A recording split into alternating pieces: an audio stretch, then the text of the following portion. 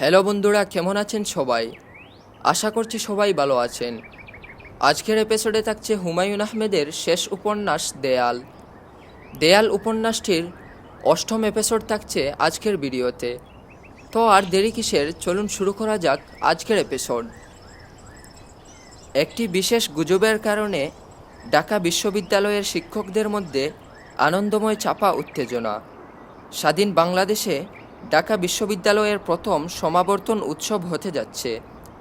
উৎসবের প্রধান অতিথি বঙ্গবন্ধু শেখ মুজিবুর রহমান। শোনা যাচ্ছে সমাবর্তন অনুষ্ঠানে ঢাকা বিশ্ববিদ্যালয়কে জাতীয় বিশ্ববিদ্যালয় ঘোষণা করা হবে। এই বিশ্ববিদ্যালয়ের শিক্ষকরা আলাদা মর্যাদা পাবেন, তাদের বেতন বৃদ্ধি ঘটবে, সবার বাসস্থানের ব্যবস্থা করা হবে। যারা বাসা পাবেন না তাদের এমনভাবে বাড়ি ভাড়া দেওয়া হবে যেন বিশ্ববিদ্যালয়ের আশেপাশেই বাড়ি ভাড়া করে থাকতে পারেন।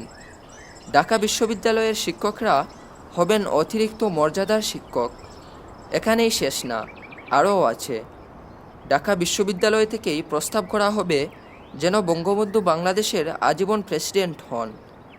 বঙ্গবন্ধু এই প্রস্তাব বিনয়ের সঙ্গে মেনে নেবেন। ঢাকা বিশ্ববিদ্যালয়ের শিক্ষকরা এত কিছু পাচ্ছেন, তার বিনিময়ে কিছু তাদের দিতে হবে। এটাই ভদ্রতা এবং শিষ্টতা। শিক্ষকরা সবাই এদিন বঙ্গবন্ধুর বাকশালে যোগদান করবেন। সব শিক্ষকরা বাকশালে যোগদানের অঙ্গীকারনামা একটি রূপার নৌকায় খুলের ভিতর ভরে সমাবর্তন অনুষ্ঠানেই বঙ্গবন্ধুর হাতে তুলে দেওয়া হলো। শিক্ষকদের বাকশালে যোগদানের অঙ্গীকারনামায় দস্তখত সংগ্রহ এর মধ্যেই সম্পন্ন হয়েছে। তাদের মধ্যে আগ্রহের কোনো কমতি দেখা গেল না।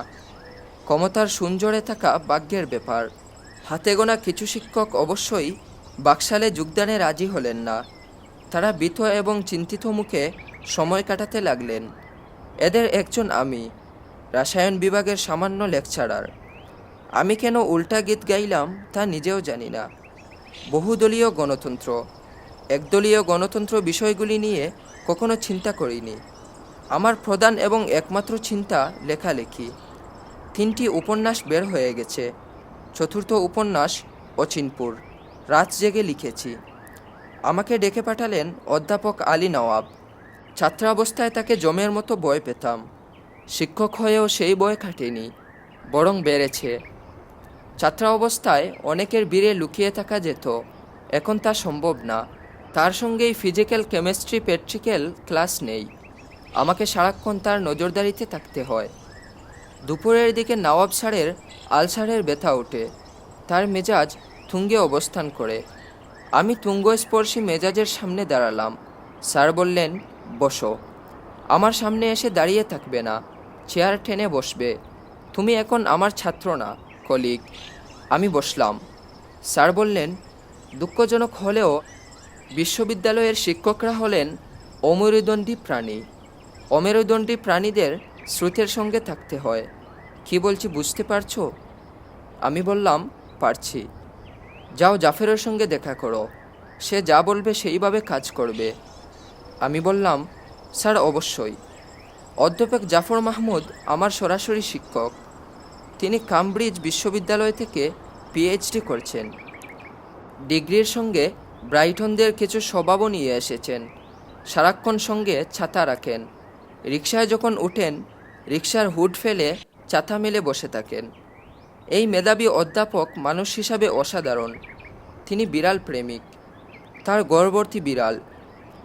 এর মধ্যে একটি বিড়াল অন্ধ। বিড়ালটি তার অসম্ভব প্রিয়। নিজের শোবার বিছানা তিনি এই অন্ধ বিড়ালের জন্য ছেড়ে দিয়েছেন। জাফর স্যার সম্পর্কে একটি গল্প আগে বলে নেই, এতে মানুষটি সম্পর্কে সবাই কিছু ধারণা পাবেন। তার গাড়ি নেই, সবসময় রিকশায় চলাচল করেন। একদিন তিনি রিকশা থেকে নেমে ভাড়া দিতে গিয়ে দেখেন রিকশাওয়ালার সিটে রক্তের দাগ। স্যার বললেন, এখানে রক্ত কেন? রিকশাওয়ালা জানালো, কিছুদিন আগে তার পাইলসের অপারেশন হয়েছে। ডাক্তার 15 দিন রিকশা চালাতে নিষেধ করেছেন, কিন্তু তার সংসার অচল বলে বাধ্য হয়ে রিকশা নিয়ে বের হয়েছে। স্যার সেদিনই বেতন তুলেছেন। বেতনের পুরো টাকাটা রিকশাওয়ালার হাতে দিয়ে বললেন, এই টাকায় সংসার চালাবে, পুরোপুরি সুস্থ না হয়ে রিকশা চালাবে না, এটা আমার অর্ডার। যাই হোক, আমি জাফর স্যারের সঙ্গে দেখা করলাম। স্যার বললেন, তুমি এখনও পিএইচডি করো নাই, বিশ্ববিদ্যালয়ে মাস্টারি করতে হলে এই ডিগ্রি লাগবেই। তুমি যে কাণ্ড করেছ এতে সরকারের কাছে বৈরী হয়ে যেতে পারো, তখন স্কলারশিপেও সমস্যা হবে। আমার আদেশ, তুমি বাকশালের কাগজপত্রে সই করবে। আমি বললাম, আপনার আদেশের বাইরে যাওয়ার প্রশ্নই ওঠে না। বাকশালে যোগদানের কাগজে দস্তখত করার জন্যে রসায়ন বিভাগের অফিসে গেলাম। আমাকে জানানো হলো কাগজপত্র রেজিস্ট্রার অফিসে চলে গেছে। রেজিস্ট্রার অফিসে গিয়ে জানলাম সব কাগজপত্র ভাইস চ্যান্সেলরের বাসায় চলে গেছে। আগামীকাল ভোর 7টা পর্যন্ত সময় আছে ভাইস চ্যান্সেলরের বাসায় গিয়ে বাকশালে ভর্তি হওয়ার। আমি মনে মনে আনন্দিতই হলাম। স্যারকে বলতে পারবো, চেষ্টা করলাম। আমরা তখন থাকি বাবর রোডের একটা পরিত্যক্ত দুতলা বাড়ির একতলায়। সরকার শহীদ পরিবার হিসাবে আমার মাকে সেখানে বাস করার অনুমতি দিয়েছেন। এ নিয়েও লঙ্কাকাণ্ড। এক রাতে রক্ষী বাহিনী এসে বাড়ি ঘেরাও করল।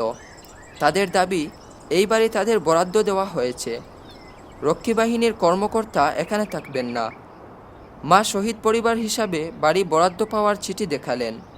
সেই চিঠি তারা মায়ের মুখের উপর ছুঁড়ে দিল। এরপর শুরু হলো তাণ্ডব। লেপথুসক, বইপত্র, রান্নার হাঁড়িকুড়ি তারা রাস্তায় ছুঁড়ে ফেলতে শুরু করলো। রক্ষী বাহিনীর একজন এসে মায়ের মাথার উপর রাইফেল তাক করে বলল, এই মুহূর্তে বাড়ি ছেড়ে বের হন, নয়তো গুলি করব। মা বললেন, গুলি করতে চাইলে গুলি করুন, আমি বাড়ি ছাড়ব না। এতে রাতে আমি ছেলে মেয়ে নিয়ে কোথায় যাব? আমার ছোটো ভাই জাফর ইকবাল তখন মায়ের হাত ধরে তাকে রাস্তায় নিয়ে এলো। কি আশ্চর্য দৃশ্য! রাস্তায় নর্দমার পাশে অদ্ভুত একটি পরিবার বসে আছে। সেই রাতেই রক্ষী বাহিনীর একজন সুবিধার মেজর ওই বাড়ির একতলায় দাখিল হবেন। পরিবার পরিজন নিয়ে উঠে পড়লেন। একটি শহীদ পরিবারকে অপমানের হাত থেকে রক্ষার জন্যে দুজন মহৎপ্রাণ মানুষ এগিয়ে এলেন। একজনের নাম আহমদ সোফা। তিনি ঘোষণা দিলেন, বঙ্গভবনের সামনে গিয়ে কেরোসিন ঢেলে তিনি আত্মাহুতি দেবেন। তিনি 1 টিন কেরোসিন কিনে আনলেন। দ্বিতীয় ব্যক্তিটি হচ্ছেন মাসিক সাহিত্য পত্রিকা সমকালের সম্পাদক শিকদার আবু জাফর। দুজনের চেষ্টায় ওই বাড়ির দোতলায় 2 মাস পরে আমরা উঠলাম। একতলায় রক্ষী বাহিনীর সুবেদার। তিনি কঠিন বৈরী ভাব ধরলেন। আমাদের বাড়ির ছাদটা ছিল আমার খুব পছন্দের। সন্ধ্যার পর ছাদে হাঁটতাম, ফাটি পেতে শুয়ে থাকতাম, আকাশের তারা দেখতাম। রক্ষী বাহিনীর সুবেদার সাহেব একদিন ঘোষণা করলেন, এই বাড়ির ছাদ তার দখলে, আমরা কেউ ছাদে যেতে পারবো না। আমাদের রাজি হওয়া ছাড়া আর কোনো পথ ছিল না। আমার ছাদ ভ্রমণ বন্ধ হয়ে গেল। আমরা যে বাড়িতে থাকতাম তার পানির নল সব ভাঙা ছিল। পাইপে করে একতলা থেকে পানি আনার ব্যবস্থা ছিল, সেটাও নির্ভর করত সুবেদার সাহেবের মর্জির উপর। কোনো কোনো দিন তিনি পানির সাপ্লাই বন্ধ করে দিতেন। আমাদের পানি ছাড়াই চলতে হতো, স্নান বন্ধ। আমাদের বাড়ি থেকে সামান্য দূরে পরিত্যক্ত বিশাল এক 3তলা বাড়িতে দলবল নিয়ে থাকতেন বঙ্গবীর কাদের সিদ্দিকী।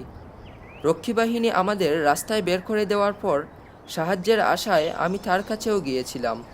তিনি অতি তুচ্ছ বিষয়ে তাকে বিরক্ত করায় অত্যন্ত ক্ষুব্ধ হয়েছিলেন। মহাবিপদে মানুষ কারকুটো ধরে। আমি বঙ্গবীরকে ধরতে গিয়ে দেখি তিনি কুরকুটোর মতোই। সেই সময় ঢাকা শহরে গুজবের অন্ত ছিল না। একটা প্রধান গুজব হলো, সরকারের নির্মূল বাহিনী কাজ করছে, সন্দেহভাজন যুবক ছেলেদের ধরে ধরে নিয়ে যায়, তারপর আর তাদের খোঁজ পাওয়া যায় না। এই গুজবের কিছু সত্যতা থাকতেও পারে। সেই সময় নিজেকে নিয়ে আমি খুব ভীত ছিলাম। রাতে ঘুমাতে যাওয়ার সময় আমার মনে হতো, এই বুঝি দরজায় কারা নড়বে, আমাকে ধরে নিয়ে যাবে। শেখ কামালের নামে ভয়ঙ্কর সব গুজব কিংবা রটনা প্রচলিত ছিল। এর একটি ব্যাংক ডাকাতি বিষয়ক। আমি এই গুজব তখনও বিশ্বাস করিনি, এখনও করিনি। সর্বময় ক্ষমতার অধিকারী প্রধানমন্ত্রীর ছেলেকে বাড়তি অর্থের জন্যে ডাকাতি করার প্রয়োজন পড়ে না। দুঃখের সঙ্গী বলছি, সেই সময় নিজ দেশে আমাকে মনে হতো পরবাসী। দেশটাকে বুঝতেও পারছিলাম না। মনে হচ্ছিল দেশের এন্ট্রপি শুধুই বাড়ছে। থার্মোডিনামিক্সের দ্বিতীয় সূত্র এন্ট্রপি হলো বিশৃঙ্খলার মাপ। যুদ্ধবিধ্বস্ত একটি দেশকে ঠিকঠাক করে তুলতে সবাই সাহায্য করবে, এটাই আশা করা হয়, এটাই স্বাভাবিক। বাংলাদেশে তখন অস্বাভাবিকের রাজত্ব। সব দল বর্ষার কই মাছের মতো উজিয়ে গেছে। মাঠে নেমেছে সর্বহারা দল। যেহেতু তারা সর্বহারা, তাদের আর হারাবার কিছু নেই। তারা নেমেছে শ্রেণীশত্রু খতমে। তাদের প্রধান শত্রু আওয়ামী লীগ। পত্রিকার পাতা উল্টালেই সর্বহারার হাতে নিহত আওয়ামী লীগ নেতাদের ছবি পাওয়া যায়। সর্বহারা দলের প্রধান সিরাজ শিকদার, তিনি দাঁড় ছোঁয়ার বাইরে। সর্বহারাদের সঙ্গে পাল্লা দিয়ে নেমেছে জাতীয় সমাজতান্ত্রিক দল। তারা বাংলাদেশকে বদলে দেবে। বাংলাদেশ হবে সমাজতান্ত্রিক দেশ। বিশেষ ধরনের এই সমাজতন্ত্র কায়েম শ্রেণীশত্রু খতম দিয়ে শুরু করতে হয়। চলছে হত্যাকাণ্ড। গোকুলে বাড়ছে রক্ষী বাহিনী। সাভারে তাদের বিশাল ক্যাম্প। ট্রেনিংয়ে আছেন ভারতীয় মেজর রেড্ডি। রক্ষী বাহিনীর পোশাকও ভারতীয় সেনাবাহিনীর মতো জলপাই রঙের। এই বাহিনীর অফিসাররা ট্রেনিং পেতেন ভারতের দেরাদুন ব্যাটল স্কুল থেকে। রক্ষী বাহিনীর ফরমেশন সাইন ছিল বঙ্গবন্ধুর সেই বিখ্যাত তর্জনী। এ থেকে মনে করা স্বাভাবিক, বঙ্গবন্ধুর প্রতি সম্পূর্ণ অনুগত্যই ছিল এই বাহিনীর মূল মন্ত্র। এটা স্বাভাবিকও ছিল, কারণ রক্ষী বাহিনীর সব সদস্যই ছিল প্রাক্তন মুজিব এবং কাদের বাহিনীর সদস্য। আমি কচ্ছপ স্বভাবের মানুষ। ঝামেলার আঁচ পেলে কুলুসের ভিতর ঢুকে বসে থাকতে পছন্দ করি। কুলুসের ভিতর আবদ্ধ থেকে দেশের সে সময়কার রাজনৈতিক বিশ্লেষণ আমার পক্ষে করা কঠিন। তারপরেও মনে হয় রক্ষী বাহিনী ছিল সামরিক বাহিনীর প্রতিপক্ষ। এই বাহিনী এমনভাবে সাজানো ছিল যে অতি দ্রুত তাদের সামরিক বাহিনীর বিপক্ষে দাঁড় করানো যায়। যখন সত্যিকার প্রয়োজন দেখা দিল, তখন রক্ষী বাহিনীর টিকির দেখাও পাওয়া গেল না। অল্প কিছু সেনা সদস্যের বিদ্রোহ দমন তাদের কাছে কোনো ব্যাপারই ছিল না, বরং তারা উল্টোটাই করল। সাভারে রক্ষী বাহিনীর সঙ্গে তখন ছিলেন বঙ্গবন্ধুর রাজনৈতিক সচিব তুফায়েল আহমেদ। রক্ষী বাহিনী তুফায়েল আহমেদকে নিয়ে কী করতে হবে জানতে চেয়ে বারবার বিদ্রোহীদের কাছে খবর পাঠাতে লাগলেন। ভাবটা এরকম যে আমরা ইঙ্গিতের অপেক্ষায়, ইঙ্গিত পেলেই বিদ্রোহী সরকার যা করতে বলবে করব। বান্দা হাজির। রাজনীতির কচকচানি থাকুক, নিজের কথা বলি। আমি তখন চরম অর্থনৈতিক সমস্যার ভিতর দিয়ে যাচ্ছি। আমার বেতন এবং বাবার পেনশনের সামান্য 200 টাকা গোটা পরিবারের সম্বল। মাসের শেষের দিকে মা বের হন দাঁড় করতে। মার পরিচিতজনরা তাকে দেখলেই আতঙ্কিত বোধ করেন।